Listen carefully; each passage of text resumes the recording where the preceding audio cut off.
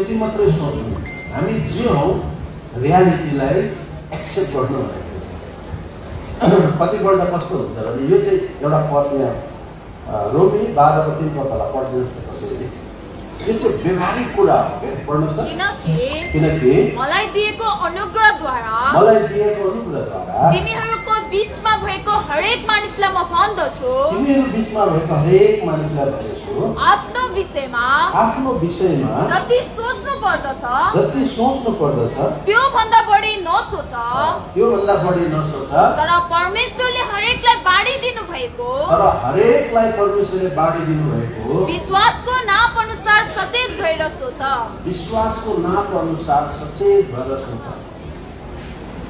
हामी जहिले पनि मेरो रियालिटी चाहिँ के हो भन्ने कुरालाई चाहिँ हामीले राम्रोसँग बुझ्नुपर्छ। समस्या के हुन्छ भने म तपाईँलाई एउटा कुरा भन्छु है, परमेश्वरको वचनले के भन्छ भने हामीले पढ्यौँ, हामी जे हौँ त्यही सोच्नुपर्छ।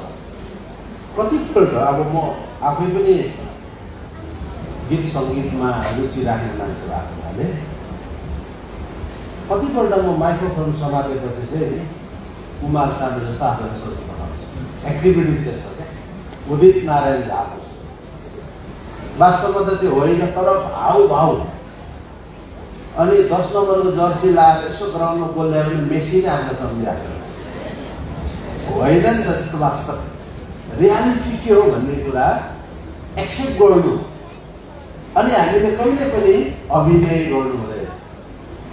हाम्रो क्रिस्चियन जीवन चाहिँ हामीले त बनावटी कहिले पनि हाम्रो जीवन बिताउनु हुँदैन है। हामीले अघि हाम्रो प्रभुदास बाट सुनेको थियो नि, कालिम्पोङमा थाहा हुनुभएको अन्लोकेसनभरि यस्तै भयङ्कर डर लाग्दो आत्मिक है, कस्तो कस्तो दुःख उठाए कन्भोकेसन सकेपछि फेरि पहिलाको आफ्नो ग्रुप आएको छ त्यही गर्दा। त्यस कारण आज तपाईँ र म चाहिँ यो युवा शिविरमा मात्रै होइन, तर आफ्नो स्थानीय मण्डलीमा पनि हामी जे हौँ अनि त्यसरी नै हामी प्रस्तुत हुनुपर्छ। र सबभन्दा ठुलो कुरा चाहिँ बाइबलले भन्छ हाम्रो टेस्टिमोनी, हाम्रो साक्षी चाहिँ हाम्रो घरबाट सुरु हुन्छ होइन। हामी चाहिँ यरुशलेम, यहुदिया, सामरिया जगतका छोरसम्म पहिला चाहिँ तपाईँ र मलाई हाम्रा घरकाले पत्याउनुपर्छ। अर्थात् हाम्रो साक्षी चाहिँ हामीले घरबाट सुरु गर्नु पर्यो, स्थानीय मण्डलीबाट सुरु। कतिजना यस्तो जवानहरू हुन्छ स्थानीय मण्डलीमा ऊ पिटिक्कै सिउकाइमा सानो सिङ्का भाँच्दैन अनि कन्भोकेसन यो छेउमा आएर आमा यो भाइ जस्तो चाहिँ भन्ने बनाउँछ। त्यस्तो खालको डुप्लिकेट जीवन बिताउनु। छोरीहरूको पनि त्यही हो, यहाँ गरेर अनि आफ्नो मण्डलीमा चाहिँ नसङ्गति छ। अब त्यो चाहिँ हाम्रो प्र्याक्टिकल लाइफ होइन हो। बाहिरले चाहिँ त्यस्तो जीवन छ। हामी जे छौँ आज आफूलाई त्यही सोच्नु अनि त्यही चिजलाई चाहिँ प्रमाण गर्नु, म यस्तै हो भनेर है। त्यस कारण परमेश्वरको वचनले चाहिँ हामीले कुरा सिकाउँछ है। हामीले आफैले आफैलाई के गर्नुपर्छ, जे हौँ हामी त्यही नै हामीले आफूलाई स्वीकार गर्नुपर्छ। अनि धेरैपल्ट तपाईँ र मैले म जे होइन त्यो आफैलाई सोचेर देखाउनु खोज्दा अनि अरू कसैले हामीलाई त्यतिखेर कमेन्ट गरिदिन्छ के हो खुसी क्या भन्दाखेरि सानो सोध्दा किनभने अपवाद देखिरहेको हुन्छ बाहिरबाट, यो मान्छे त्यस्तो होइन तर के साह्रो उसले आफैलाई भन्छ नि। अनि त्यतिखेर त्यो अडियन्सले, त्यो हेर्नेहरूले, देख्नेहरूलाई चाहिँ नि नेपालीमा अब त्यो नराम्रो खान्छ, कसले केला भन्छ, कसले केला लाल भन्छ।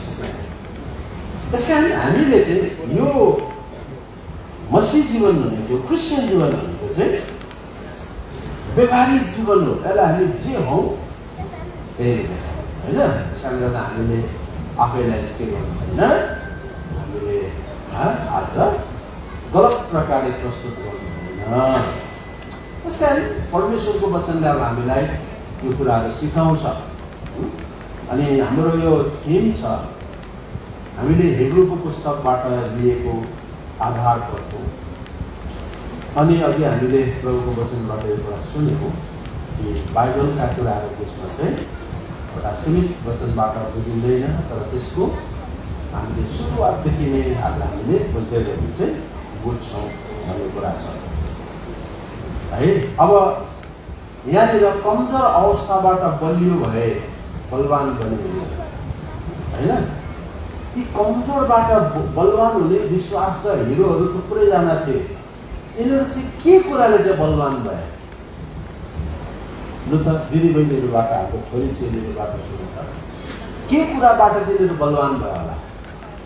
यिनीहरूलाई बल दिने कुरा चाहिँ के थियो? यो यदि यो 11 अध्यायको टपिक्सलाई हेऱ्यो भने के कारण? अलिक साह्रो विश्वासबाट होइन। बलवानता हुनुको लागि केही चाहियो नि, विश्वासका वीरहरू भन्छ। तर त्यो विश्वासद्वारा उनीहरू बलवान भए भने त्यो विश्वास चाहिँ उनीहरूलाई कहाँबाट आयो होला? दाजुभाइले कहाँबाट आयो होला? विश्वास कहाँबाट आउँछ? हामीले चाहिँ बिब्लिकल एभिडेन्सहरू हामीसँग हुनु पर्यो नि होइन। बाइबलले भन्छ विश्वास चाहिँ कहाँबाट आउँछ? सुनाइबाट आउँछ। अनि सुनाइ चाहिँ परमेश्वरको वचनबाट आउँछ। यसैले गर्दा हामी किन संगति गर्छौँ भन्दाखेरि हामीले परमेश्वरको वचन सुन्नुपर्छ। अनि परमेश्वरको वचन सुनेका कुरा चाहिँ हामीले विश्वास गर्नु भने पत्याउनु भनेको। अब एउटा प्रब्लम के छ, एउटा समस्या के छ हामीलाई भनेदेखि हामी मान्छे चाहिँ जे कुरा मैले सुनिरहेको छु, देखिरहेको छु, ती कुरा मात्रै मेरो लागि सत्य हो भनेर हामी पत्याउँछौँ। तर बाइबलले विश्वासको कुरा गर्दाखेरि चाहिँ नि जुन कुरा मैले जिन्दगीमा सुनेको पनि थिएन, देखेको पनि थिएन, हुँदै नभएको कुरालाई पनि पत्याउनुलाई चाहिँ विश्वास गर्छ। जसरी अब्राहमको कुरा गरेको छ। अब्राहमले चाहिँ परमेश्वरले असम्भवको कुरा भनिदियो तेरो छोरा हुन्छ भनेर, अनि साह्रो राम्रो कुरा गरेको छ। अब्राहमले हुँदै नभएका कुरालाई है आज भए जस्तै बोलाउनु हुने परमेश्वरमाथि विश्वास गरे अनि तिनको लागि त्यसै धार्मिकता गरियो भनेछ। रोमीको पुस्तकमा आउँछ होइन, हुँदै नभएका कुरालाई 4 अध्यायको तपाईँले एउटा 17 पद पढ्नुहोस् त। जसरी लेखिएको छ, मैले तिमीलाई धेरै जातिहरूका पिता बनाएको छु, ती परमेश्वरका सामु जसलाई उनले विश्वास गरे, जसले मरेकाहरूलाई जीवित पार्नुहुन्छ र हुँदै नभएका चिजहरूलाई मानु भए चाहिँ गरी बोलाउनु। अब्राहमले चाहिँ परमेश्वरलाई विश्वास गरे, किनभने जुन कुरा चाहिँ छँदै छैन, हुँदै नभएका कुरालाई मानव भए चाहिँ गरेर बोलाउनु हुने परमेश्वरलाई विश्वास गरे। अनि उसले भन्छ तिम्रा सन्तान यस्तै हुनेछन् भनी भनिएको वचन अनुसार धेरै जातिहरूका पिता हुनको निम्ति उनले निराशामा कुनै आशा राखेर विश्वास गरे।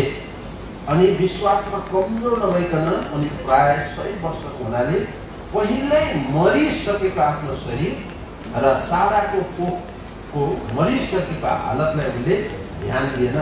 अनि परमेश्वरको प्रतिज्ञाको सम्बन्धमा विश्वास गरेर लड्कनाएनन्, तर परमेश्वरलाई महिमा दिँदै उनी विश्वासमा बलिएको रहे। अब यहाँ के भन्छ, मतलब त्यो इम्पोसिबल छ नि होइन। उसले कहिले पनि सुनेको छैन यत्रो अवस्थाको मान्छेको सन्तान हुन्छ भनेर, असम्भव छ होइन।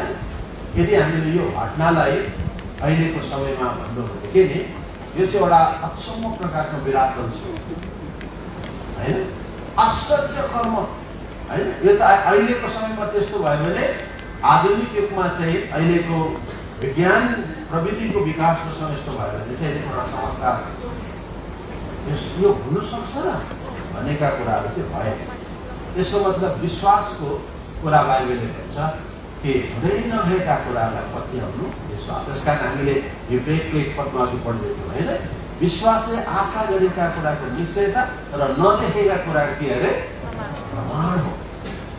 अब तपाईँ र मैले एउटा अभ्यास के बसाल्नु पर्छ भने हामीले सुनिरहेको कुराहरू मात्र सत्य हो, योभन्दा अरू कुरा आयो भने चाहिँ यस्तो सत्य होइन होला भनेर हाम्रो शङ्का गर्ने नपत्याउने जुन एउटा ट्रेन्ड छ, चलन छ, त्यसलाई चाहिँ हामीले छोड्नुपर्छ।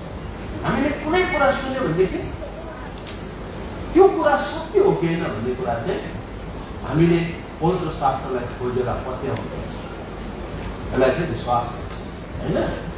त्यसकारण परमेश्वरको वचनले हामीलाई यो विश्वासको सन्दर्भमा कुरा गर्दै गएको छ। आज हामीले त्यो ढङ्गले आज परमेश्वरको कुरालाई विश्वास गर्छौँ। 21औं शताब्दीमा ईश्वरको कुरा गर्नु भनेको चाहिँ अहिलेको पुस्ताको लागि एउटा हास्यास्पद कुरा हो, होइन? विज्ञान प्रविधिको विकासमा चरम उत्कर्षमा पुगिसकेको छ। यस्तो बेलामा पनि भगवानको, देवताको, ईश्वरको कुरा गर्छन् भन्छ मान्छे। अहिलेको मानिसहरूमा यति धेरै संसारका ज्ञानहरू छ, प्रविधिको विकासले अचम्मको भड्को मारेको छ। हामीलाई पत्याउने नपत्याउने घटनाहरू संसारमा हामी देख्छौँ विज्ञानको विकासमा। अब यस्तो बेलामा परमेश्वरको कुरा, स्वर्गको कुरा गर्नु चाहिँ बोरिङ लाग्दो कुरा हुन्छ, मान्छेलाई पत्याउनु मन लाग्दैन। तर यही चिज चाहिँ हाम्रो लागि एउटा च्यालेन्ज हो। आज यो संसारमा क्रिस्चियन युथहरूलाई, क्रिस्चियन जवानहरूलाई एउटा च्यालेन्ज हुने कुरा छ भने त्यो चाहिँ हो विज्ञान प्रविधिको विकासले एकदमै चुचुरा चुनिरहेको समयमा हामी चाहिँ विश्वासद्वारा जिउनु भन्ने कुराको शिक्षालाई पत्याउनु, त्यसलाई मान्नु चाहिँ हाम्रो लागि एउटा च्यालेन्ज हो। तर त्यो च्यालेन्जलाई चाहिँ अब हामीले एक्सेप्ट गरेका छौँ।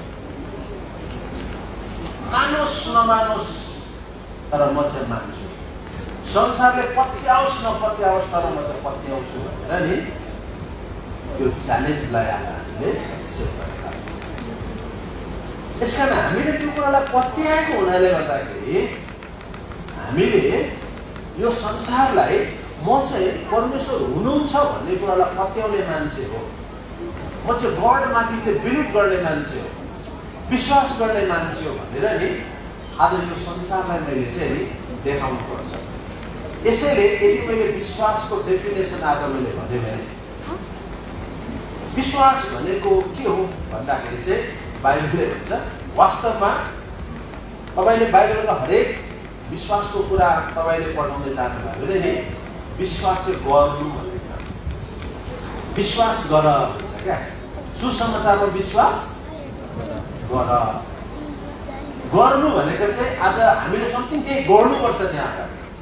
त्यसैले विश्वास एउटा काम हो। विश्वास चाहिँ तपाईँले मैले यदि विश्वासलाई प्र्याक्टिकल रूपमा मैले भन्नु पर्यो भनेदेखि नाच्नु भन्नु साथै मैले के भन्नुपर्छ? नाच्नु भनेर यसो बसेर नाच्नु भयो। नाच्नु भनेको के हो? यहाँ उफ्रिनु, अब गीत अनुसार हल्लिनु, नाच्नु। विश्वास भनेको काम, बाइबलले भन्छ काम बेगरको विश्वास मुर्दा हो। म गडमाथि विश्वास गर्छु, यसकारण मलाई उहाँको म डर मान्छु, म उहाँलाई आदर गर्छु भनेर म भन्छु भने मेरो थुप्रै अन्य जाति परमेश्वरलाई विश्वास नगर्ने मानिसहरूको सामु चाहिँ मैले आफैलाई मेरो जीवनबाट देखाउँ। म त चर्च जान्छु नि हौ, म त चर्च जान्छु, परमेश्वरलाई विश्वास गर्छु नि हौ भनेर मैले भन्छु है।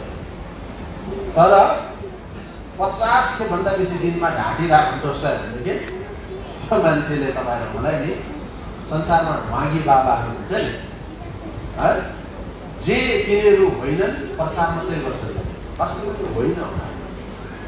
त्यसैले म विश्वास गर्छु परमेश्वरलाई भनेर भने भनेदेखि चाहिँ मैले मेरो प्र्याक्टिकल मैले व्यवहारमा देखाउनु पर्छ है।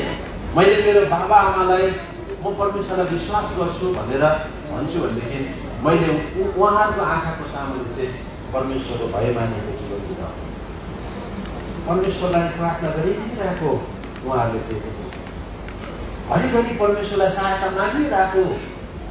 मेरो साथीहरूले पनि यदि म विश्वासी भनेर उसलाई लेखिन्छ भने उसले कुनै पनि बेला मलाई प्रार्थना गरेको देखोस् होइन।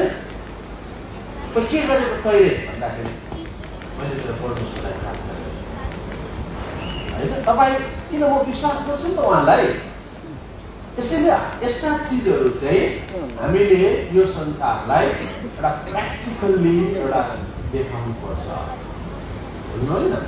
विश्वास भनेको चाहिँ गर्नु हो अनि त्यो चाहिँ हामीले कामबाट मान्छेलाई देखाउनु पर्छ। त्यसकारण व्यवहारिक हामी क्रिस्चियनहरू चाहिँ व्यवहारिक जीवन जिउनुपर्छ। हाम्रो प्र्याक्टिकल लाइफ चाहिँ आज सफा हुनुपर्छ। मान्छेहरू अहिले यति साह्रो परमेश्वरको जनहरू पनि यो चाहिँ आम सर्वसाधारण हाम्रा छोराछोरी युथ्सहरूको जीवनमा मात्रै नभएर ठुल्ठुलो मान्छेहरूको जीवनमा पनि नि यस्तो उनीहरूको जीवन भागीपनको जीवन हुन्छ नि, जे होइन उनीहरूले आफैलाई फुलफिलबाट त्यो हुँ भनेर देखाइदिन्छ, तर उसको रियल उसको वास्तविक जीवन त्यस्तो हुँदैन हो। चढ्नु हुँदैन भनेर उसले यहाँनिर प्रचार गरिरहेको हुन्छ, तर उसले धेरै कुराहरू छोडिरहेको हुन्छ। गलत गर्नु हुँदैन भनेर भन्छ, तर धेरै कुरामा उसको जीवनमा चाहिँ गलत देखिरहेको हुन्छ। त्यसैले गर्दा आज हामीलाई परमेश्वरको सामुन्ने हामी उपस्थित हुनुपर्छ। प्रभुको अगाडि उभिनु पर्दाखेरि चाहिँ हामी निर्दोष पाइनुपर्छ भनेर चाहिँ नि आज हामी चाहिँ परमेश्वरको डरमा यो संसार असल जीवन जिउनुपर्छ है। भजन संहिताको पुस्तक 101 पुस्तक के भन्छ त्यहाँनिर हेर्नुहोस् है। देशका विश्वासयोग्य मानिसहरू मसँग बास गर्न पाउन् भनेर मेरा आँखाहरू उनीहरूमाथि लागिरहनेछ, जो सिद्ध मार्गमा हिँड्छ उसैले मेरो सेवा गर्नेछ। परमेश्वरले भन्छ मेरो आँखा चाहिँ यो देशको विश्वासले लागिरहन्छ। जसमा तपाईँ जहाँ हुनुहुन्छ परमेश्वरले तपाईँलाई देखिरहेको छ होइन। तपाईँ एक्लै बस्दा, तपाईँ भिडको बिचमा बस्दा, तपाईँ सहरमा बस्दा, तपाईँ विदेशको कुनै एउटा ठाउँमा बस्दा, यहाँ त विश्वासी पनि छैन, चर्च पनि छैन, सम्पत्ति पनि छैन, बडाहरू पनि छैन भनेर तपाईँले आफ्नो जिन्दगीले लाखौँ रुपियाँ पार्नै सक्नुहुन्छ। तपाईँले यो कुरा जहिले पनि मनमा याद राख्नुहुन्छ कि मलाई कसले हेरिरहनु भएको छ, परमेश्वर। त्यसैले युसुफको जीवनको एउटा सुन्दर कुरा चाहिँ के थियो भने नि, युसुफ जहाँ गए पनि युसुफको साथमा परमेश्वर हुनुहुन्थ्यो। यसैले युसुफले यस्तो मौका पाए, उनले पाप गर्न यस्तो अपर्च्युनिटीहरूलाई मिल्यो, त्यो अपर्च्युनिटीहरूमा उसले नै फाइदा उठाउने काम गरेन। उनले त्यो पाप गर्ने अवसरहरूलाई उसले इन्कार गरेर नि उनी भागेको छ। युसुफसँग मण्डली पनि छैन त्यहाँ, युसुफको कुनै मेन्टरहरू छैन त्यहाँ, कुनै उसलाई सम्झाउने मान्छे पनि छैन, अर्थी दिने मान्छे पनि छैन, ऊ एक्लै छ जिन्दगीमा। तर पनि उसले आफ्नो जिन्दगीलाई चोखो राख्यो। हामीले हिजो दानियलको 17 पुस्तक आवेदनहरूको कुरा पनि सुनिरहेका थियौँ। उनीहरू प्रवासमा छ, उनीहरूसँग व्यवस्था थिएन, उनीहरूसँग परमेश्वरको सेवा गर्न मन्दिर थिएन, तर पनि उनीहरूले आफैलाई चोखो राख्ने एउटा सङ्कल्प गरे, किनभने परमेश्वरले हामीलाई त देखिरहनु भएको छ भन्ने उनीहरूमा विश्वास थियो। त्यसैले उनीहरू प्र्याक्टिकल, उनीहरू बाबेलको बन्दुवामा छ, अर्काको बिरानो देशमा भए पनि उनले चाहिँ नि मौका राजाले त्यो अपर्च्युनिटी दिएको छ भनेर त्यो फाइदा उठाएन, तर उनीहरूले आफैलाई नोक्सानीमा लान राजी बने, तर उनीहरूले आफ्नो विश्वासको जीवनलाई चाहिँ नि त्यहाँनिर एकदम खरो रूपमा प्रस्तुत गर्ने। त्यसैले त आज हाम्रो लागि उनीहरू एउटा नमुनाका मान्छेहरू सके है। यसैले आज तपाईँ र मैले चाहिँ हाम्रो प्र्याक्टिकल लाइफ चाहिँ के हो कि तपाईँ र म जहाँ छौँ, जुन अवस्थामा हुन्छौँ, जहाँ रहे पनि हामीले कुरा सम्झिनुपर्छ। परमेश्वर मलाई देखिरहनु, म लुकेर मलाई कुनै पनि चिज खाने मलाई बानी छ अरे, मैले लुकेर कुनै पनि पाप गर्ने मलाई आदत छ अरे, त्यतिखेर पनि मैले याद गर्नुपर्छ परमेश्वरले चाहिँ मलाई देखिरहनु भएको छ। त्यस कारण एकजना विश्वासीको एउटा राम्रो एउटा गवाही छ कि सानो बालकको गवाही। बाउ छोरा, बाउ चाहिँ पट्मेर खालको विश्वासी रहेछ है। तर त्यो नानी चाहिँ जहिले सन्डे स्कुल जाने रहेछ। बाउले पाहाडमा सुन्तला चोर्नु थाल्छ होइन भनेर सल्लाह लकेछ। अब जानु त गयो छोरा है, जुनेली रातमा बाउ सुन्तला रुखमा चढ्यो अन्त। तर भनेको छ कहिले कहीँ कतै मान्छे आएको सुइसो बसेर मलाई गर भनेर क्या सुइसो पास हुन्छ। अनि छोरा आफू मुनि बस्यो, बाउ माथि गएर सुन्तला टिप्नु हुन्छ कि मुनिबाट छोराले चुला पास अलि बस्छ नि त, अब गुटे खानु छैन त्यो भने टिप्नु खोज्छ, सुइसुई पार्छ। कति खेप ट्राई गर्यो सुइसुई पारेर कोही छैन। आएर आफूले चाहिँ किन सुइसुई गर्छ को आयो खै। त्यतिखेर त्यो छोराले बाबा परमेश्वरले देखिराख्नु भएको छ नि त। त्यतिखेर त्यो बाउ चाहिँ लज्जित भयो छोराको सामु है। अन्त बिजना चाहिँ फर्केर आयो। त्यसैले आज हाम्रो चाहिँ त्यस्तो एउटा विश्वास परमेश्वरबाट हुन्छ कि उहाँले चाहिँ मलाई देखिरहनु भएको छ है। अनि परमेश्वरले चाहिँ जहिले पनि तपाईँलाई मसँग नि त्यो विश्वासको सम्बन्धलाई चाहिँ नजिकबाट थाहा पाएको परमेश्वरले चाहना गर्नुहुन्छ क्या। हामी आहा हुहु गरेर सेवामा आउँदाखेरि निकै आत्मिकी देखा परेको जस्तो गरेर परमेश्वर खुसी हुने कुरा छैन। तर परमेश्वर खुसी हुनुहुन्छ तपाईँले जहिले पनि परमेश्वर चाहिँ मेरो नजिक हुनुहुन्छ भन्ने कुराको यो फिल गर्नुहुन्छ नि। परमेश्वरसँग चाहिँ मेरो एउटा प्रगाढ सम्बन्ध छ भन्ने कुराको बुझाइमा हुनुहुन्छ नि। अब त्यतिखेर चाहिँ परमेश्वरलाई खुसी लाग्छ, परमेश्वर प्रसन्न हुन्छ। यसकारण आज तपाईँलाई मैले यो संसारमा एउटा हामी क्रिस्चियनहरूले, हामी विश्वासी युवा जमातहरूले चाहिँ व्यवहारिक वास्तविक जीवन जिउनुपर्छ। हामीले कसैलाई धोका दिनु छैन, कसैलाई आज हामीले आज छक्क हुनु छैन, किनभने हामी आफै छक्किन्छौँ यदि हामीले सक्दैनौँ है। त्यस कारण यो प्र्याक्टिकल कुरा। र मैले आज तपाईँहरूलाई के भनेको थिएँ भने केही व्यवहारिक कुराहरूको सन्दर्भमा आज म तपाईँहरूलाई अलिकति एउटा कुरा गर्न चाहन्छु। त्यो कुरा चाहिँ के भने हामीले बाइबल हामीले कसरी पढ्ने क्या होइन। त्यस कारण यो बाइबल स्टडी मेथड त्यसको सूत्रलाई आज हामीले केही रूपमा आज हामी चर्चा गर्छौँ है। अनि हामीले यो सूत्र अनुसार चाहिँ हामीले बाइबल पढ्यौँ भनेदेखि चाहिँ हामी बाइबल बुझ्न सक्छौँ। नत्र भने तपाईँलाई मैले कुनै कुरा तपाईँले पढ्नुमा बुझ्नु भने इन्ट्रेस्टै लाग्दैन नि त, हो क्या भन्नुहोस् त। त्यस कारण आज धेरैजना हाम्रो युथ्सहरूलाई किन बाइबल पढ्नु मन लाग्दैन भने हामी बुझ्दैन के हो भनेर अब कोसिस त गर्छौँ। आज त 4 अध्याय पढ्नु पर्यो भनेर पनि कोसिस त गर्छौँ।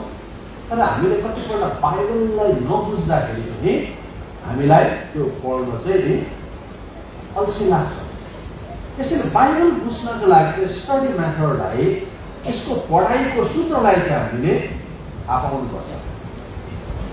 जस्तो मानिदिनु चाहिँ एउटा कुरा यही बाइबल हो। एकजना मान्छेले कस्तो राम्रोसँगले बाइबलको कुराबाट सुनाउँछ, त्यही बाइबल मैले पनि बोक्छु, त्यही कुरा म सुनाउन सक्छु। पुस्तक त एउटै हो क्या भने पनि फरक छ। हामीसँग भएको सबै पुस्तक एउटै होइन, संसारभरि भएका पुस्तकको बाइबल एउटै छ क्या। भलै विभिन्न भाषामा छ तर एउटै कुरा छ। पढाइका सूत्रहरूको कुरा म तपाईँलाई सानो एक्जाम्पल लिएर यहाँ ब्ल्याकबोर्ड भएको चाहिँ म लेखेर भन्छु। मानिलिनु चाहिँ एउटा क्लास 1 मा पढ्ने नानी छ है, या क्लास 2 मा पढ्ने छ होइन। बाबु यता हेर, तिमी कुन क्लासमा पढ्छौ? 2 4 बुझिन मैले 4 उठा त तिमी एकछिन उठा त 4 मा पढ्छ। अच्छा तिमीलाई 2 + 2 = कति हुन्छ? 4 2 + 2 = 4। अब मानिलिउँ यहाँनिर हाम्रो मास्टर डिग्री गरेको प्रोफेसर हुन्छ उनले पनि भन्नुपर्छ 2 + 2 = कति नै भन्नुपर्छ। अब फेरि त्यही 2 को कुरा गरौँ 2 - 2 = फेरि कति आउँछ 0। कुरा त दुईटै छ त्यहाँ 2 कै छ। अब त्यही चिज चाहिँ यो क्लास 4 पढेको नानीले पनि भन्छ यही कुरा चाहिँ डिग्री मास्टर डिग्री गरेको लेक्चररले पनि भन्नुपर्छ पर्दैन भन्नुहोस् त। त्यो बुझाइको एकरूपता हो कि कसरी एउटा क्लास 4 पढेको 2 पढेको नानीले पनि 2 + 2 = 4 2 - 2 = 0 यो कसरी एउटा चाहिँ त्यही दुईले दुईटा आएको छ एउटामा 0 आएको छ त्यसको गुणाङ्क एउटामा चाहिँ 4 आएको छ भनेपछि त्यो 0 आउनु र 4 आउनु कसरी भयो भन्दाखेरि त्यहाँ के कुरालाई चाहिँ उनीहरूले बुझेको हुनुपर्छ केलाई भन्नुहोस् त केलाई प्लस माइनसलाई त्यो म्याथडलाई बुझ्नु पर्यो नि त हो कि भने चाहिँ माइनस राखेको कुरा बुझिनँ मैले भने पनि यसो हेर्छु माइनस र प्लस बुझेको छैन मैले भनेपछि 4 4 नै होइन 0 भन्ने ठाउँमा 4 4 भन्ने ठाउँमा 4 या त 4 भन्ने ठाउँमा 0 भनिदिनु सक्छु। यसैले एउटै हामीलाई मेथड छ कि माइनस र प्लस अर्थात् त्यहाँनिर डिभाइडको कुरा आउला त्यहाँ मल्टिपल गर्ने कुरा आउला हरेक चिजको हामीले हिसाबलाई चाहिँ हाम्रो गुणनफल एउटै निस्किनको लागि चाहिँ हामीले सिक्ने कुरा चाहिँ के हो त्यसको सूत्र प्लस माइनस त्यो चिजहरू चाहिँ हामीले बुझ्नुपर्छ। यसकारण बाइबल हामी सबैसँग हुन्छ तर हाम्रो बुझाइ किन फरक पर्छ किन हाम्रो एकरूपता छैन बुझाइ होइन। यसकारण यो चिज बुझ्नको लागि चाहिँ केही महत्त्वपूर्ण कुराहरू आज म तपाईँलाई प्र्याक्टिकल टर्ममा बताउन चाहन्छु। अब यसो भन्दाखेरि पनि बाइबल तपाईँले पढेर चाहिँ हामी यसरी बुझ्छौँ भन्ने कुरा होइन। सबैभन्दा फर्स्ट कुरा तपाईँले बाइबल बुझ्नको लागि चाहिँ पहिलो कुरा चाहिँ तपाईँले नयाँ गरेर चाहिँ जन्मनु पर्छ।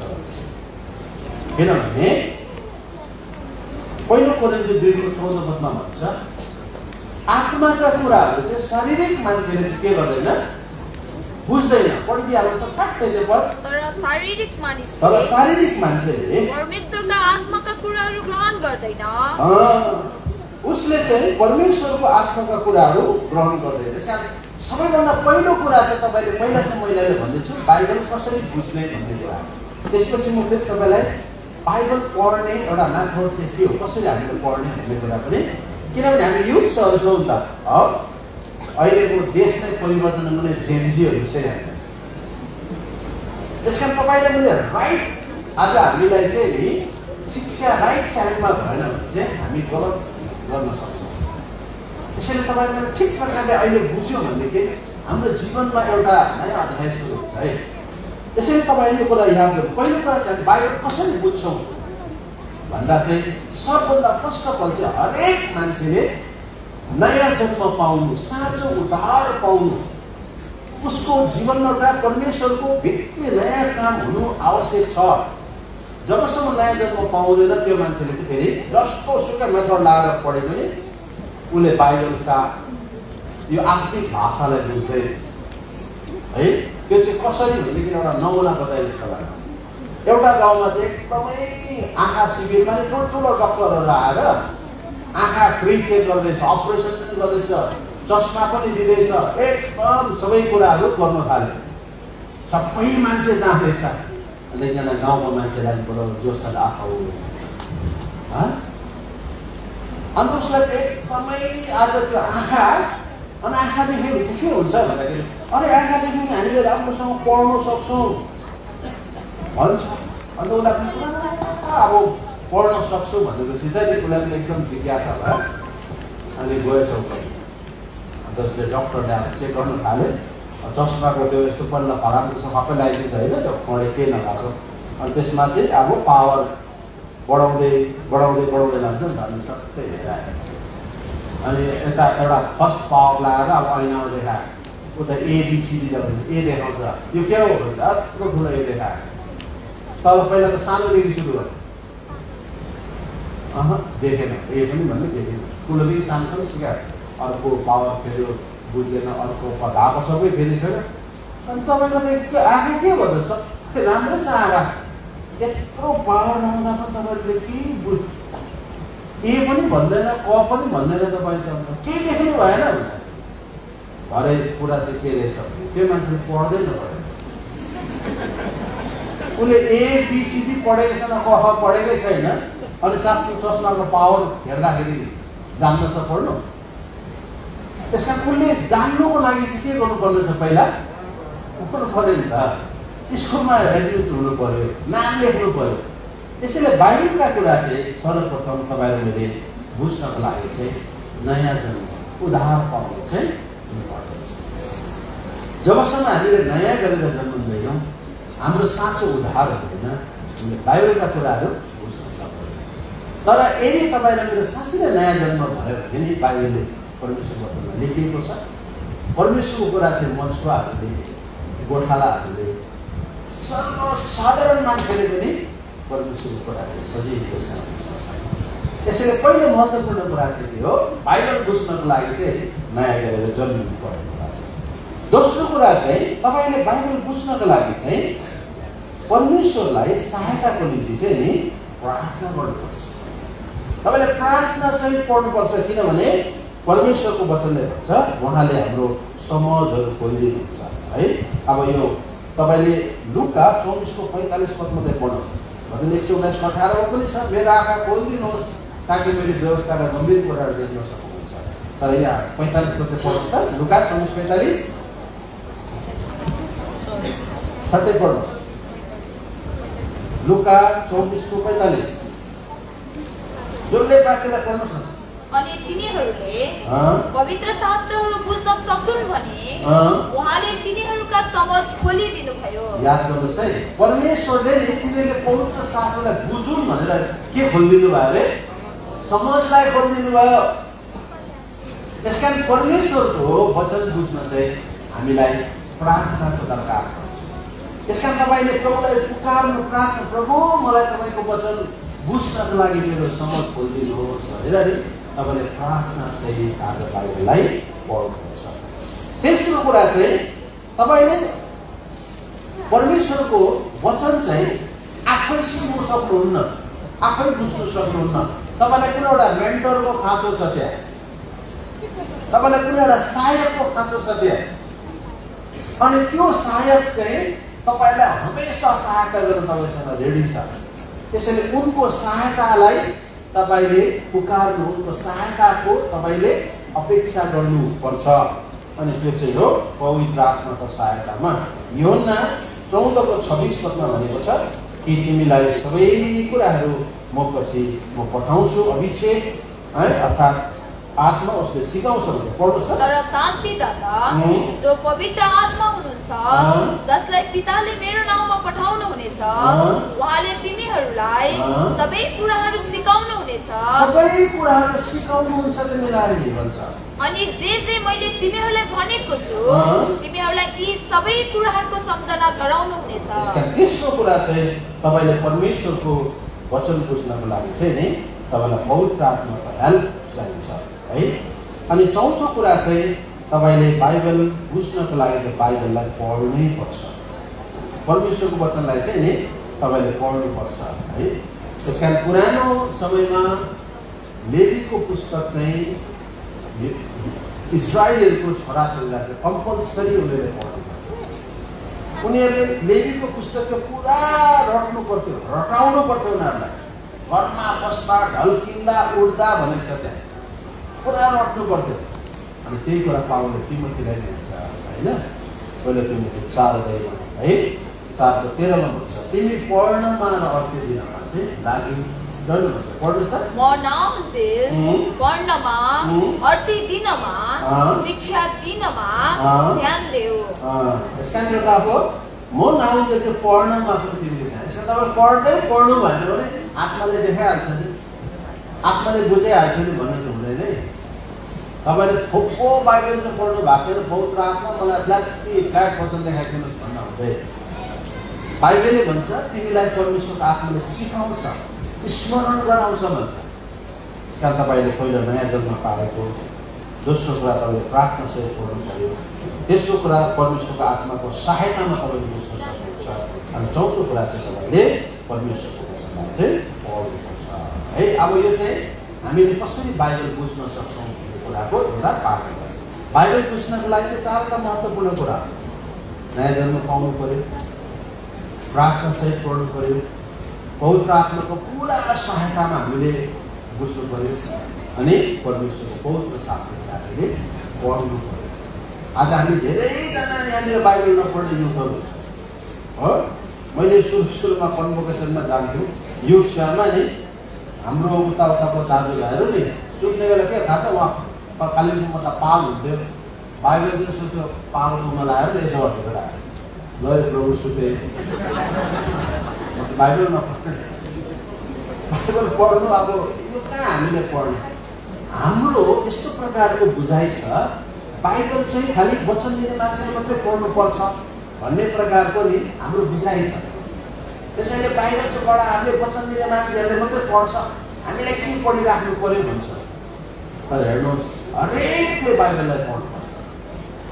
आज यहाँनिरको युथ्सहरूमा दाजुभाइ दिदीबहिनी बिचमा ल तपाईँले आज यो हिन्दू 11:34 आधार वचन अनुसार चाहिँ तपाईँलाई म्यासेज दिनुहोस् ल भनेर लेखेँ नि, आज यहाँ कतिजना तयार छ होला? आएर बोल्नु हाहु गर्नु त सक्ला, तर खास कुरा चाहिँ के हो भनेर यसलाई ठिक ढङ्गले एक्सप्लेन गर्नु, यसलाई बुझाउन सक्ने हाम्रो युथहरू कति छ?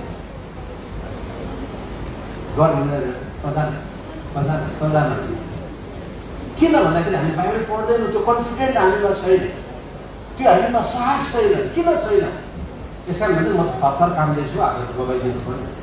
आफ्नो जीवनको कुरा भन्नु त खोटा काम छ, बाइबलका व्यक्ति कुराहरू कसरी बताउँछ? यसैले मैले एउटा हाम्रो बिचको एउटा कमीलाई देख्दाखेरि चाहिँ हाम्रो मण्डलीमा किन म्यासेजहरू छ, किन हाम्रो जवान भाइ बहिनीहरू किन वचन दिने एक्साइट किन हुन सक्दैन भन्दा नि बाइबल स्टडी गर्नु। मैले अरू क्रिस्चियन दुनियाँमा तपाईँले हेर्नुभयो भने युथ्सहरू एक्साइट परमेश्वरको वचन बोल्ने मान्छे, अनि उनीहरू बाइबलका कुरा बुझ्छ, किनभने नि उनीहरूलाई बाइबल पढ्न सिकाउँछन् जब त्यसले पढ्छ। त्यस कारण आज तपाईँ र मैले परमेश्वरको वचन पढ्यौँ न भनेदेखि चाहिँ नि मेरो हामीले बाइबलका कुरा बुझ्न सक्दैनौँ। यो चाहिँ यस कारण बाइबल बुझ्नलाई चारवटा कुरा रहेछ नि है। एउटा कुरा नयाँ जन्म पाउनु पर्यो, दोस्रो कुरा प्रार्थना सहित पढ्नु पर्यो, तेस्रो कुरा पवित्र आत्माको सहायतामा हामीले कुरा बुझ्न सक्छौँ। त्यस कारण तपाईँले कति कुराहरू नि तपाईँले बुझ्नै नसकेको, कसैले पनि बुझाउन सकेन तपाईँलाई भने नि तपाईँले प्रार्थना गर्नुहोस् न। पवित्र आत्माले तपाईँलाई सिकाउनुहुन्छ, सम्झाउनुहुन्छ। धेरैपल्ट हामी ठोकर खान्छौँ, मेरो क्वेसन हुन्छ, मैले बुझ्दै बुझिन सोधेको गर्छ, अनि त्यो सोधेपछि मान्छे तपाईँले मलाई केही सोध्नु भयो, इज्जतको सवाल त मैले केही कार्टुन त पार्नै पर्यो, मलाई थाहा भएन भने कार्टुन पार्छु नि त म, मान्छे चाहिँ त्यस्तो हुन्छ। तर वास्तवमा तपाईँको मनका कतिवटा प्रश्न त्यसरी पवित्र आत्माले सोध्नुहोस्, पवित्र आत्मा परमेश्वर तपाईँले बुझ्नुहुन्छ, अनि तपाईँलाई थाहा साँच्चै नै परमेश्वरको आत्माले बुझाउँदो रहेछ हो। यो चिज चाहिँ तपाईँले याद हुन्छ। प्रार्थना सहित पवित्र आत्माको सहायतामा अनि बाइबल अध्ययनद्वारा अब हामी बुझ्न सक्छौँ। यो चाहिँ बाइबल कसरी बुझ्ने कुरा चाहन्छ। अब हामीले बाइबल कसरी पढ्नु भन्ने कुरा चाहिँ नि तपाईँलाई मैले केही कुराहरू चाहिँ यहाँनिर मैले अलिकति नोट गरेर ल्याएको छु, ताकि यो चाहिँ प्र्याक्टिकल टक हो, ताकि तपाईँले यसलाई बाइबल बुझ्न सक्नुपर्छ होइन। बाइबल पढ्दाखेरि सामान्यतः हामीले ख्याल गर्नुपर्ने कुराहरू के छ भन्दाखेरि नि यसको आधारभूत कदमहरू भन्दाखेरि चाहिँ अवलोकन, अर्थ खोलाइ,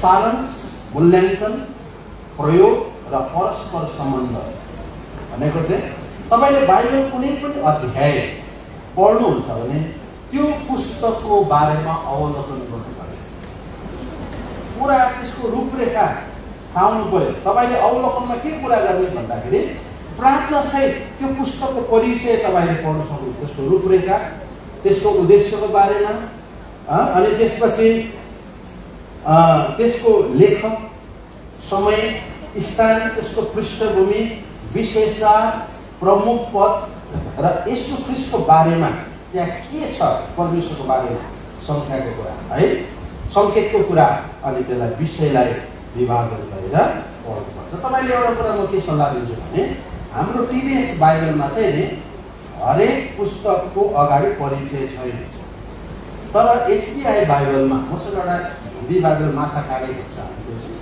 त्यो हिन्दी बाइबलमा छ, अनि प्रायः कति इङ्ग्लिस बाइबलमा चाहिँ हुन्छ र त्यो एसबीआई बाइबल पनि कतिवटा छ त्यहाँ चाहिँ पुस्तक परिचय भनेर प्रत्येक पुस्तकको अगाडिपट्टि हुन्छ, त्यसको लेखक, त्यसको पृष्ठभूमि, के विषयमा त्यो चाहिँ लेखिँदैछ, त्यो पत्री किन लेखिँदैछ, त्यो पुस्तक किन लेखिँदैछ, त्यो चाहिँ कहिले लेखिएको थियो होइन, त्यो कुन सन्दर्भमा लेखिएको थियो भन्ने कुरा नि तपाईँले अगाडि त्यो परिचय मात्रै पढ्नु भयो भने नि तपाईँले बाइबलका धेरै कुराहरू बुझ्न तपाईँलाई सजिलो हुन्छ।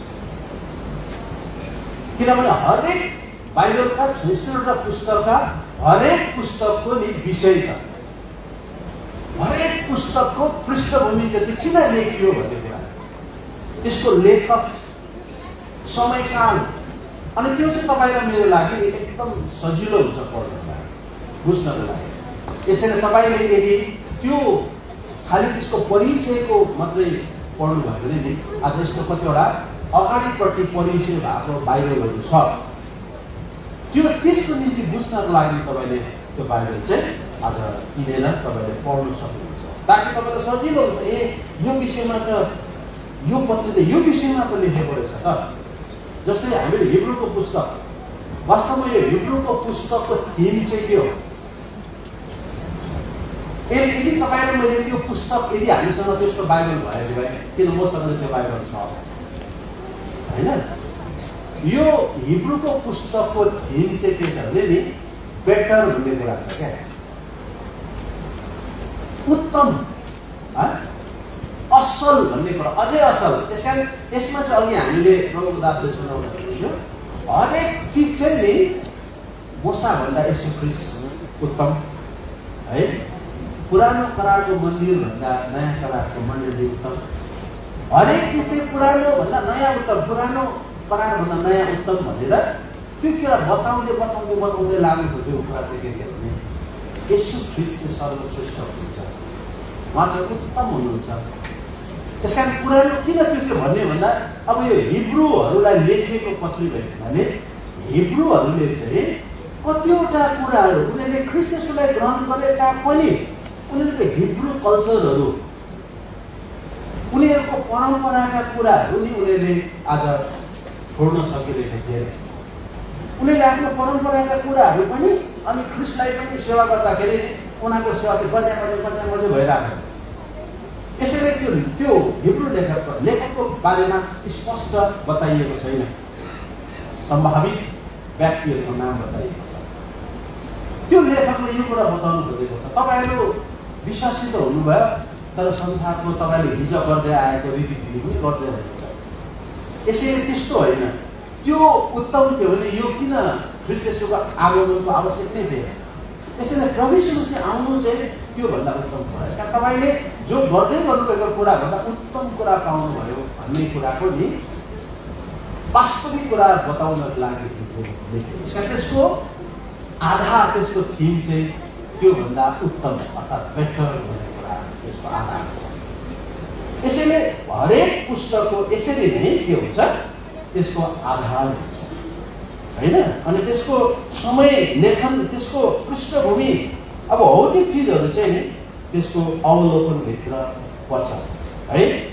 अब अवलोकन हामीले त्यस कारण बाइबल पढ्दाखेरि तपाईँले हामीले हिजो अस्ति पनि सुन्दै थियौँ, पत्री पढ्दा, चिठी पढ्दाखेरि सुरुदेखि अन्तिमसम्म पढ्छ। त्यसरी नै तपाईँले बाइबलको कुराले एक स्टडी नै गर्नु, तपाईँले पर्सनल पार्ट भनेको हामी 1 अध्याय 2 अध्याय होइन, पहिले 3 अध्याय कसैले थोरै पढेर हामी आराम गर्छौँ, तर स्टडी नै गर्नु हो भने चाहिँ तपाईँले डल्लै पुस्तकलाई मानिलिउँ तपाईँले हिब्रूको पुस्तक पढ्नु भने सुरुदेखि पढ्दै जानुहोस्। अनि तपाईँले त्यहाँ याद गर्नुहोस् कुन कुन कुराहरू चाहिँ म्याक्सिमम दोहोरिएको कुरा छ, कुन कुन कुरालाई चाहिँ एकदमै बेसी दोहोऱ्याइएको कुरा छ, त्यसलाई तपाईँले टिक गर्दै जानुहोस्। किनभने हरेक चिज बिना अर्थ जोडिएको हो। यो चाहिँ तपाईँले बाइबल त्यसो गर्दाखेरि त माथिबाट अघि मैले भने 2 + 2 = 4, 2 - 2 = 0। एउटा क्लास 2 पढ्नेले त्यही एन्सर निकाल्छ, मास्टर डिग्री गर्ने मान्छेले पनि त्यही एन्सर निकाल्छ। म्याटर एउटै छ। त्यसैले बाइबललाई पढ्ने सूत्रहरूमध्ये हामीले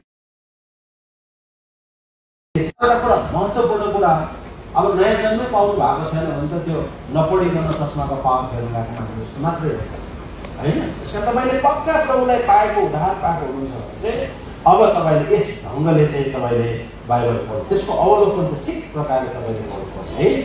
त्यसको अर्थ खोलाइ भन्छ होइन। बाइबलको अर्थ खोलाइ चाहिँ त्यसको ऐतिहासिक पृष्ठभूमि, त्यसको सामाजिक, धार्मिक, सामाजिक सन्दर्भ, समस्या समाधान, त्यसको त्यो त्यतिखेर त्यो पत्री लेख्दै गर्दाखेरि त्यहाँको प्रब्लम चाहिँ के थियो। त्यस कारण पावलले कोरिन्थीको पत्री 2टा लेखेको छ।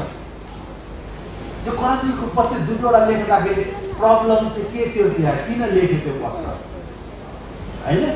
गलातीको पत्र किन लेख्यो पावलले, त्यहाँ प्रब्लम के थियो। यसका त्यो प्रब्लमलाई चाहिँ हामीले बुझ्यो भने चाहिँ यस हामी बुझ्न सक्छौँ बाइबल। गलातीमा विश्वास, अनुग्रह भन्ने कुरालाई भन्दा ज्यादा चाहिँ व्यवस्थाका कुराहरू उनीहरूले गर्न थाले। त्यसैले व्यवस्थाद्वारा त हामीले उद्धार पाएको होइन, विश्वासद्वारा हो। यीशु ख्रीष्टको बलिदानमा विश्वास गरेर पो हामीले उद्धार पाउँछौँ त भन्ने कुरा उनीहरूलाई सिकाउनु पर्यो। त्यसैले हरेक पत्र लेख्दाखेरि त्यसको विषय, त्यसको पृष्ठभूमिलाई अनि अब त्यसको कजलाई, त्यसको समस्यालाई चाहिँ हामीले पहिला नै चाहिँ नि तपाईँहरू मैले बाइबललाई बुझ्नको निम्ति पढिनुपर्छ हो। नत्र भनेदेखि हामीले आफ्नै अन्दाजले आज हामीले बाइबलका अर्थहरू लगाइपठाएँ चाहिँ नि हामी धेरैपल्ट गल्ती गर्ने गर्छौँ। अनि त्यहाँबाट हामीले एउटा शिक्षा हुन्छ, त्यसबाट हामीले एउटा केही शिक्षा निकाल्न सक्छौँ। कसरी त्यो समस्याको समाधान त्यो पत्रद्वारा के भनेर गरिएको छ अनि त्यो चिज चाहिँ त्यसपछि प्रयोगमा आउँछ। हो त्यो चिज चाहिँ अब हामीले पनि प्रयोग गर्नु सक्छौँ। मानव त्यही समस्या आज हाम्रो बिचमा पनि छ भने बाइबलले त्यसको समस्याको समाधान कसरी गरे भन्ने कुरा नै हामीले पनि अप्लाई गरेर त्यसलाई प्रयोगमा ल्याएर चाहिँ नि आज हामीले त्यसलाई के गर्न सक्छौँ, ठिक प्रकारले त्यसलाई अर्थको लागिमा बुझाउन सक्छौँ है।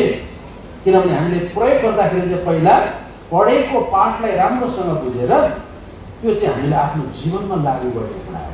अनि त्यसपछि चाहिँ हामीले अरूलाई पनि त्यो सिकाउन, बताउन, भन्न सक्छौँ है। यो चाहिँ आज बाइबल कसरी पढ्ने भन्ने एउटा मात्रको कुरा मैले गरिरहेको छु है।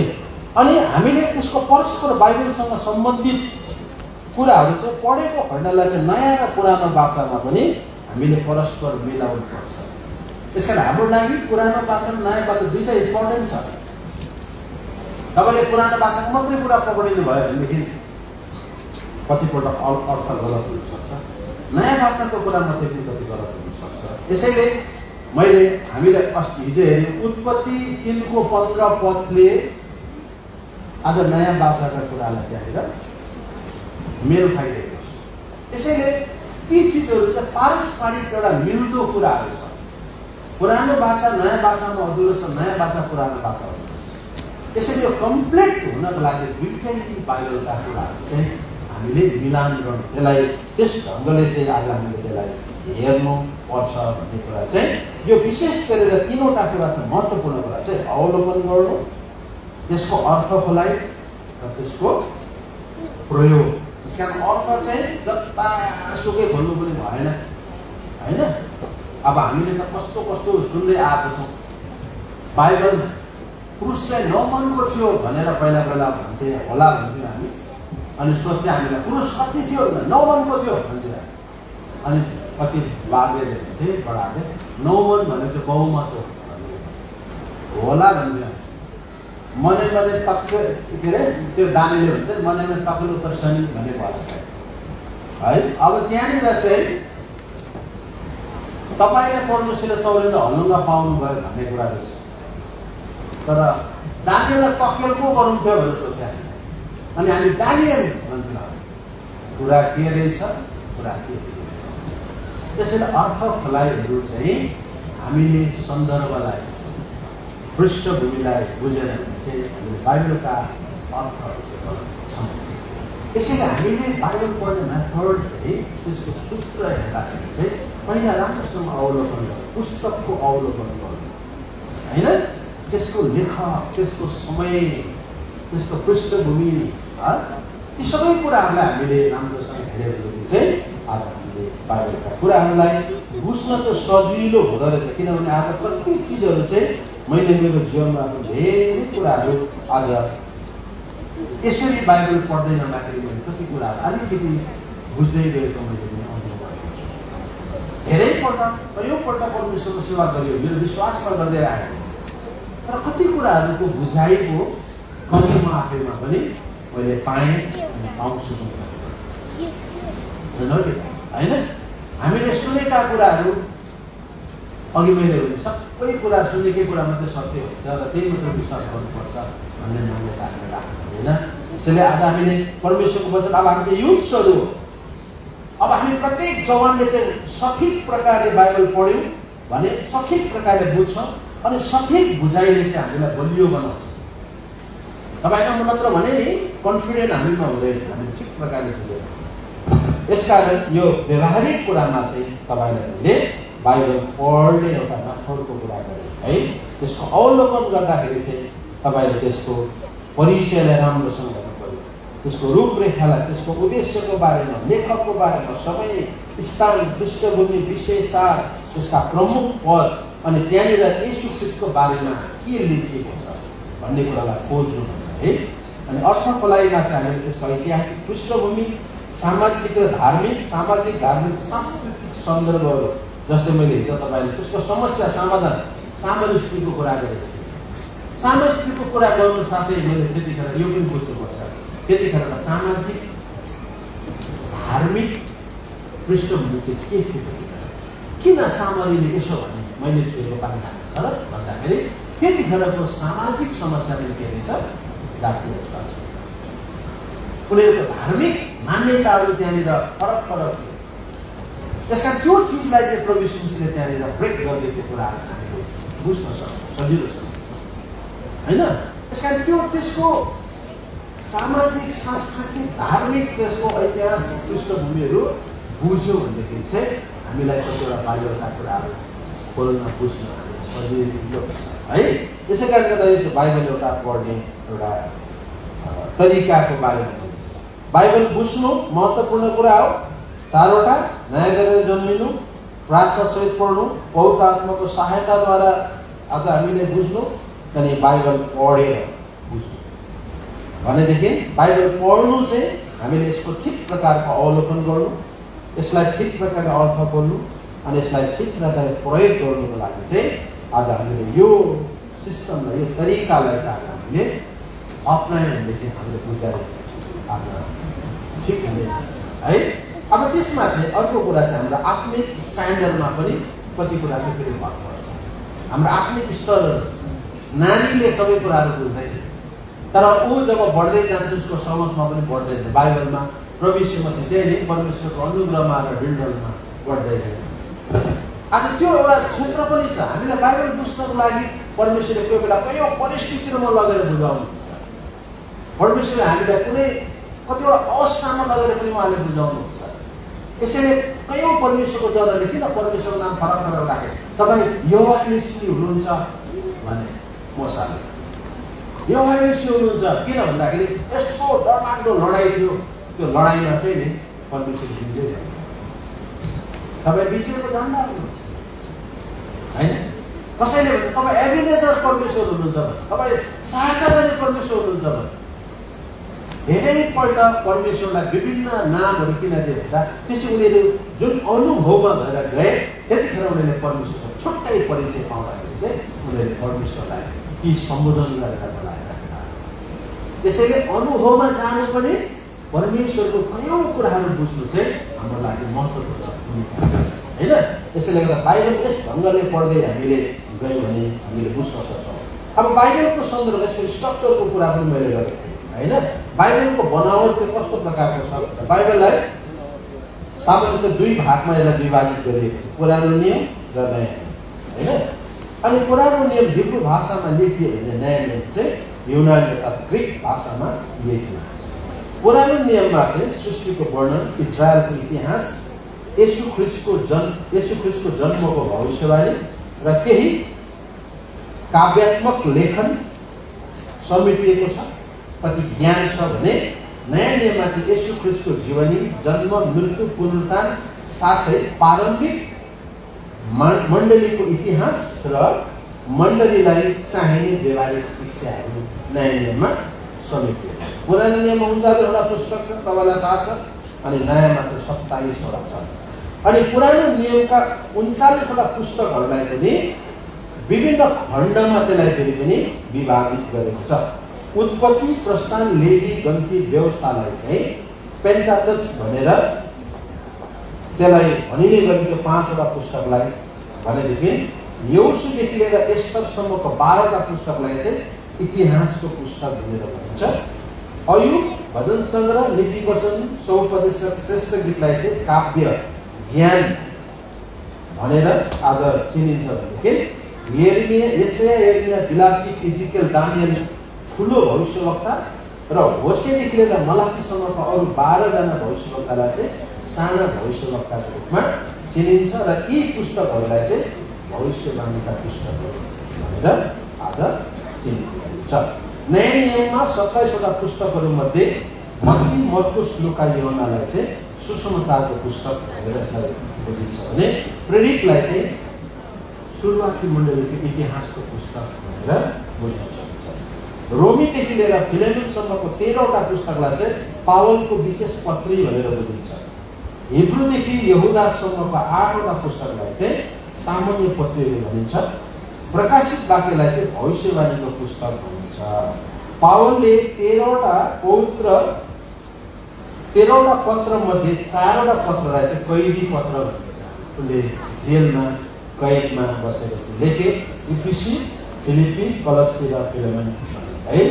अनि आज हामीले नयाँ नियम र पुरानो नियमको कुरा गर्दाखेरि चाहिँ पुरानो नियममा चाहिँ मसीह आउने भविष्यवाणी र त्यसको तयारीमा केन्द्रित छ भने नयाँ नियममा चाहिँ भविष्यवाणीको पूर्णता, येशू ख्रीष्टको जन्म अनि उहाँले गर्नुभएको मुक्तिको कार्य र अनन्त जीवनको आशामा नयाँ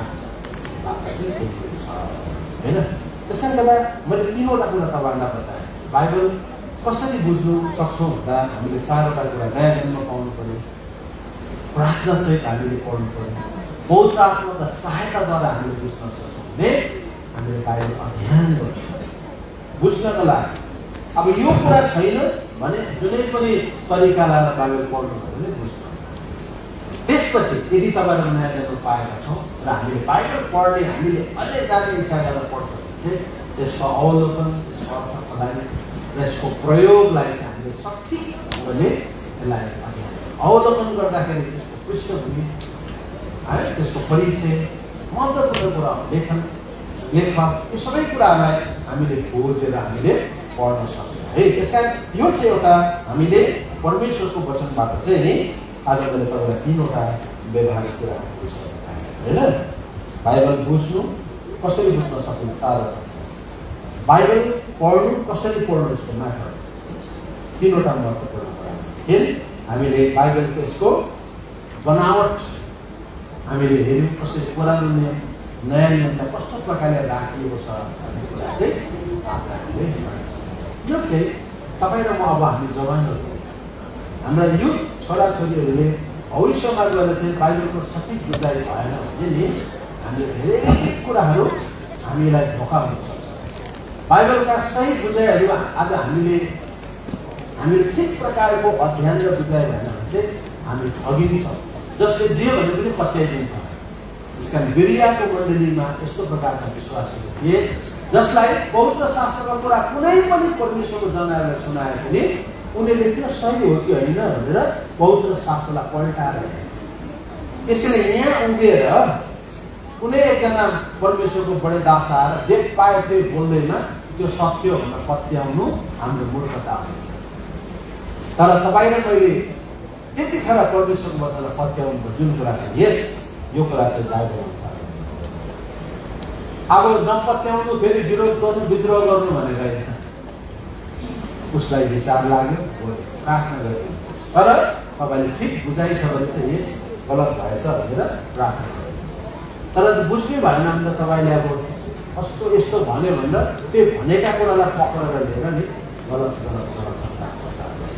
आज यो संसारमा यसो ख्रिस्टको जग्गामा व्यक्तिहरू राखिँदा पनि त्यहाँनिर पनि क्रिस्चियन भन्ने मान्छेहरू छ बाइबललाई बोकेर सेवा गरिरहेको छ तपाईँले आज यो संसारमा यस्ता नोमिनल क्रिस्चियनहरूलाई तपाईँले देख्नु धेरैवटा नोमिनल क्रिस्चियनहरू छ जसले चाहिँ प्रभु येशू मसीहको ठाउँमा अमुक व्यक्तिलाई आज उनीहरूले राखिरहेको तर उनीहरूले त्यो कुरा पत्याइरहेको छ हो भनिरहेको छ उनीहरूले एकदम डिस्कस गर्छ यही नै हो भनेर उनीहरूले जबरजस्ती गर्छ किन बाइबल परमेश्वरको वचनलाई नबुझेको कारणले यसैले आज हामीले ठिक बुझाइमा आज तपाईँहरू छौँ चाहिँ नि हामी एकदमै के हुन्छौँ हामी सुरक्षित हुन्छौँ अनि हामी चाहिँ बलियो यो परमेश्वरको यसपालिको आधार छ कमजोरहरू चाहिँ बलवान यसले तपाईँले एउटा स्ट्रङ एउटा विश्वासमा वीरहरू बलियो विश्वासको त्यो हिरोजहरूको नाम है आज उत्पत्ति के अरे हिब्रू 11 अध्यायमा लेखिएको नामहरूमा नि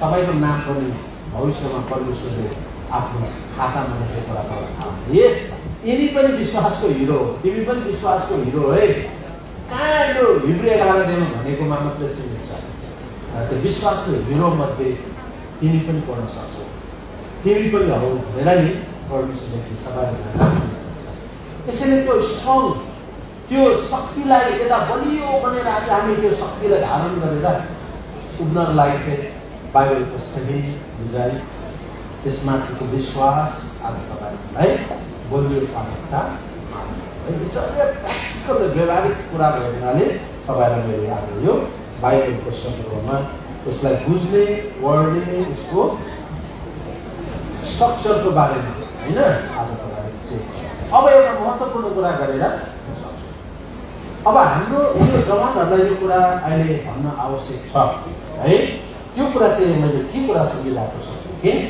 अब यो बिस्तारै बिस्तारै हाम्रो बिचमा एउटा डरलाग्दो सकुरले समस्या ल्याउँछ हाम्रो नानीहरू हाम्रो जति पनि छोरा नानी छोरा छोरीहरू छ जो तपाईँलाई टिनेजमा हुनुहुन्छ हुर्किँदै हुनुहुन्छ बढ्दै हुनुहुन्छ तर आज यो संसारमा नि यो समलिङ्गी भन्ने एउटा ठुलो समस्या बढ्दै गएको छ है समलिङ्गी बुझ्नुभयो समलिङ्गी भनेको चाहिँ होइन पुरुषसँग आकर्षित भएर गरिने सम्बन्ध बिहाहरू स्त्रीसँग नै आकर्षित भएर बसेर गर्ने बिहा यो चाहिँ परमेश्वरको वचनको चाहिँ विरोधमा हो तर यो संसारका विकसित राष्ट्रहरूले मानव अधिकारको रूपमा यसलाई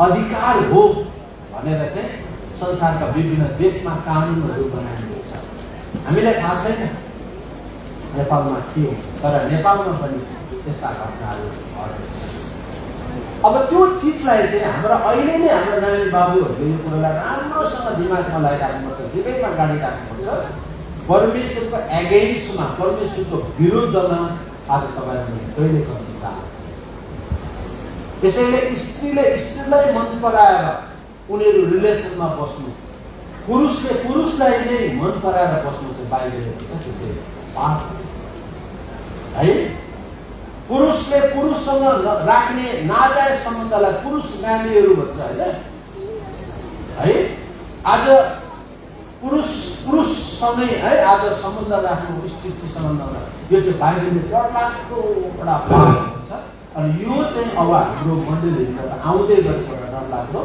समस्या हो यो सतहमा देखिँदैन तर भित्र रूपमा शैतानले हाम्रा जवान छोराछोरीहरूलाई यसको शिकार गर्नुपर्छ त्यसैले आज युरोपहरूमा अरू कयौँ देशहरूमा आज यो चिजलाई चाहिँ मैले सजिलो एक्सेस गरिरहेको अघि बिहान यहाँनिर प्रभु दासले वचन दिँदाखेरि उहाँले एउटा कस्तो कुरा गर्नु मेरो नानी अस्ट्रेलियामा छ तर त्यो प्रब्लम छ त्यहाँ त्यो देशहरूमा प्रार्थना गर्नु अनि यो चाहिँ एकदमै हाम्रो बिचमा पनि छिट्टो आउने कुरा हो अब अहिले चाहिँ हामी डिजिटल एजमा छौँ यति छिटो संसार संसारमा हरेक चिज अहिलेको अहिले भाइरल हुन्छ अनि यति छिटो त्यो चिज चाहिँ नि एउटा फेसनको रूपमा सलल आउँछ अनि त्यो फेसन चाहिँ हामी हाम्रा नानी बाबुहरू जसको एज चाहिँ भर्खर बढ्दैछ उनीहरूलाई चाहिँ छिटो त्यो फेसन चाहिँ सिक्नु मन लाग्छ लाउने खाने फेसन त सिक्छ